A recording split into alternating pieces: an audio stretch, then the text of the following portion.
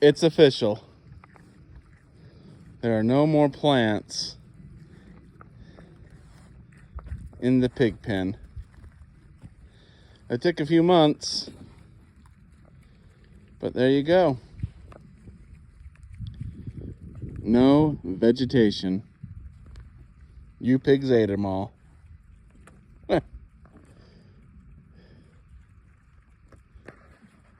I mean, all this used to be like that over the fence.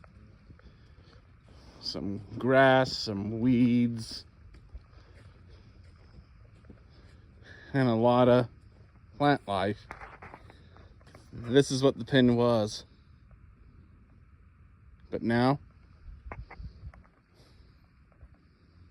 nothing.